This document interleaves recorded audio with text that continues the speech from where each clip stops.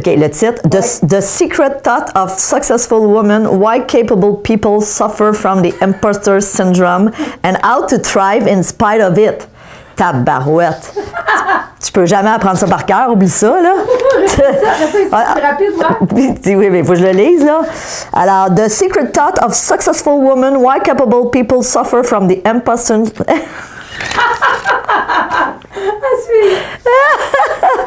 OK, bravo.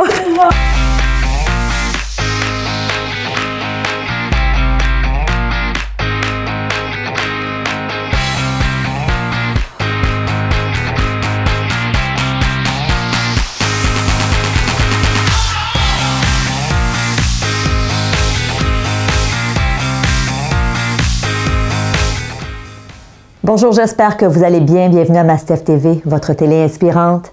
Merci d'être là. Je me présente, je suis Stéphanie Milot et vous le savez, je me suis donné une mission, inspirer 10 millions de personnes au cours de la prochaine décennie à avoir une vie plus équilibrée, plus épanouie, à la hauteur de leurs rêves, à la hauteur de leurs attentes. Donc, merci d'en faire partie. Alors écoutez, tel que promis, 8 habitudes à développer pour être plus discipliné. Vous savez, j'ai réalisé une chose, j'ai interviewé des centaines et des centaines de personnes dans les dernières années. J'en rencontre aussi par le biais des conférences que je donne.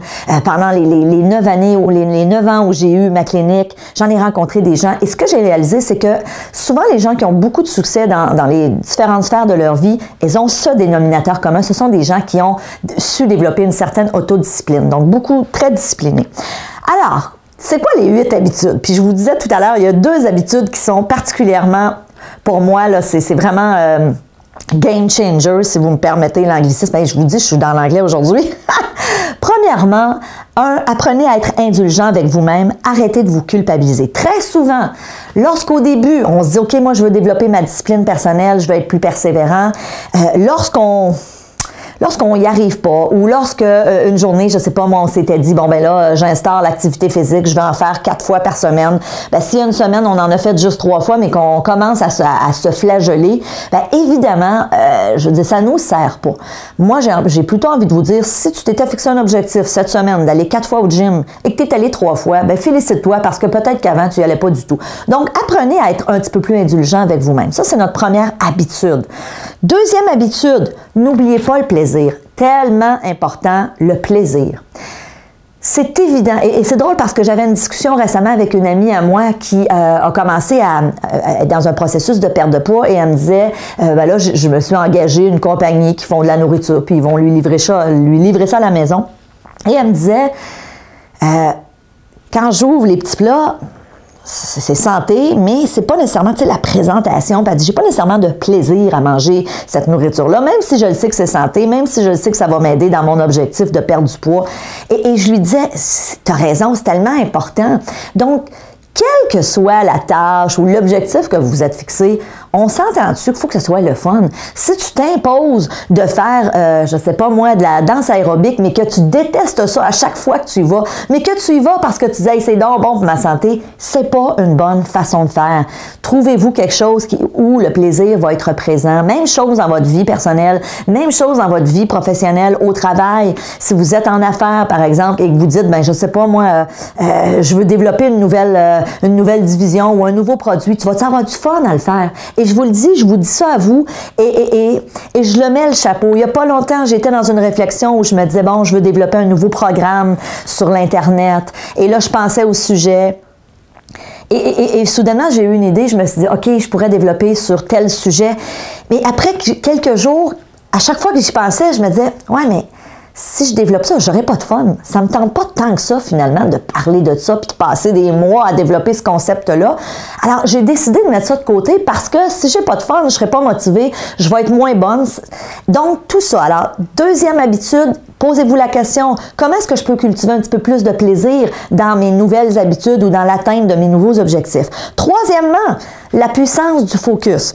Grâce à un objectif qui est clair, qui est bien défini, c'est sûr que quand je sais précisément où je m'en vais, quand je connais les étapes pour me rendre à mon objectif, ça aussi, ça m'aide à être beaucoup plus discipliné. Super important. Quatrièmement, bloquez-vous des plages horaires à votre agenda.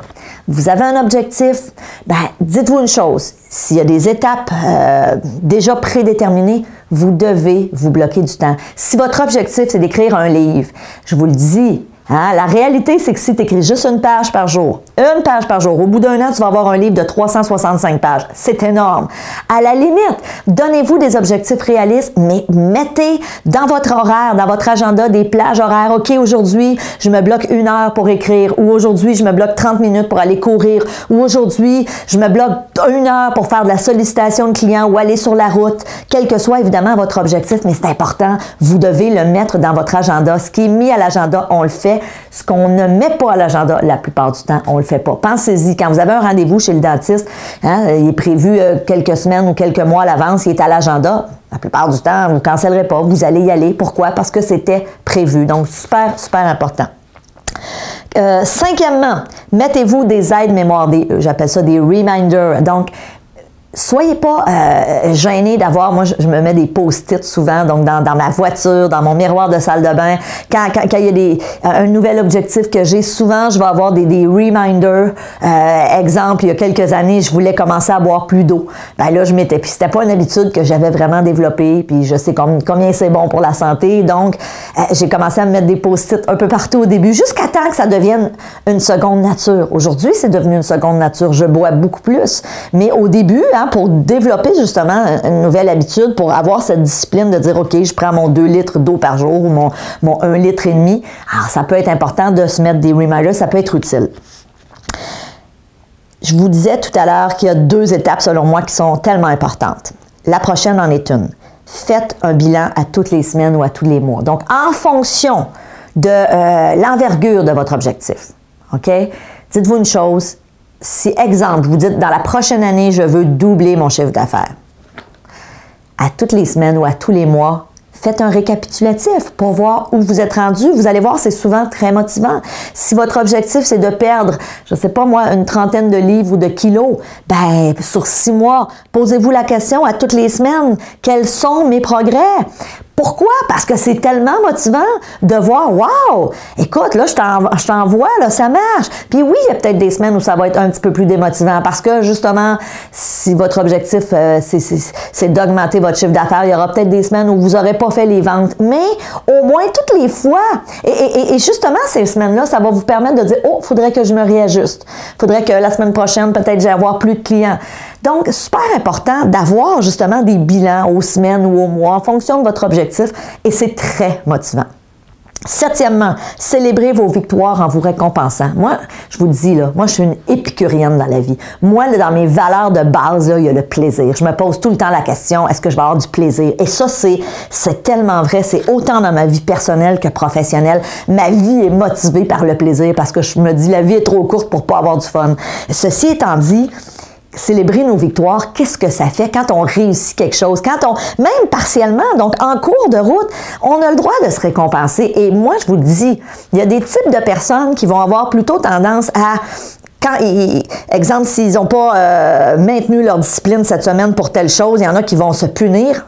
Moi, je dis non, on se punira pas, là. La vie est bien trop courte pour se punir. Je vais à la place utiliser ce que j'appelle une motivation pour moi, qui est de me récompenser. Alors, quand une journée, on fait des tournages toute la journée, puis j'étais prête, puis je suis fière de moi, je me dis, OK, ce soir, ben exemple, je sais pas, moi, je vais me faire plaisir, puis je vais aller au restaurant avec mon conjoint, mon fils, puis on va se prendre une bonne bouffe à notre goût. T'sais, pour moi, c'est toujours la notion de ça va être quoi ma récompense quand j'aurai donné l'effort, quand j'aurai maintenu ma discipline. Donc ça, je vous le dis, évidemment, si vous êtes ce type de personne, puis même si vous ne l'êtes pas, si vous êtes plutôt le genre de personne à vous taper sa tête, arrêtez. Commencez à y aller avec des récompenses. Et la dernière étape, encore là, ça c'est une autre étape que pour moi, elle est cruciale. Pensez à l'avance aux tentations et aux pièges. Qu'est-ce que je veux dire par là? C'est clair que quand on a un nouvel objectif ou un nouveau but, des fois, ça va être échelonné sur des semaines, sur des mois, hein, la quête de cet objectif-là. Pour garder notre discipline, pour augmenter notre persévérance, une chose est sûre, il faut à l'avance prévoir, OK, qu'est-ce qui peut arriver? C'est quoi les tentations? Donc, être capable, et quand je dis les tentations, bon là, on réfère souvent, mettons, à la nourriture, mais c'est quoi les pièges? Si, exemple, je veux l'écrire, ce livre-là, et que je me dis, OK, à tous les jours, pendant 365 jours, je vais écrire une page par jour, c'est quoi les pièges? Ben ouais, mais ça se peut que le jour de Noël, là, ou ça se peut que la fin de semaine de Pâques, où j'ai de la visite, ça se peut que j'écrive pas. Donc, d'être capable de prévoir ça à l'avance et de dire, c'est pas grave. Je veux dire, la fin de semaine de Pâques, par exemple, ben, j'écrirai un petit peu plus le vendredi précédent. Ou alors, vous voyez ce que je veux dire, hein? D'être capable de se poser la question, qu'est-ce qui pourrait me faire bifurquer de mon objectif? Qu'est-ce qui pourrait faire en sorte que je vais perdre momentanément ma discipline? OK? Et ça, je vous le dis, si vous le prévoyez à l'avance, ça change tout. C'est vraiment un élément qui peut effectivement vous aider à décupler votre discipline. Donc, on a vu 8 étapes. Je vous les redis rapidement. Étape 1, soyez indulgent ou indulgente avec vous-même. Arrêtez de vous culpabiliser. 2, oubliez pas le plaisir. 3, la puissance du focus. Soyez focus. Sachez clairement où est-ce que vous en allez. C'est quoi les étapes? 4e, bloquez-vous des plages horaires pour justement atteindre cet objectif-là. 5e, utilisez les reminders, des aides-mémoire. 6e, faites votre bilan aux semaines ou au mois ou à la journée, dépendamment de votre objectif. 7e, célébrez vos victoires, fêtez quand vous réussissez, dites « Wow, t'es bonne! » Et 8e, pensez à l'avance aux tentations ou aux pièges qui pourraient vous faire dévier de votre route. Alors écoutez, je vous souhaite tellement d'être discipliné pour atteindre vos objectifs parce qu'après, vous allez être fiers de vous, vous aurez réussi. Alors, je vous dis merci d'être là. J'espère que cette vidéo vous a aidé.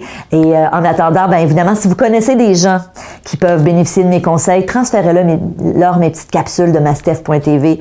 Je vous dis merci d'être là et je vous aime. Bonne journée. Salut!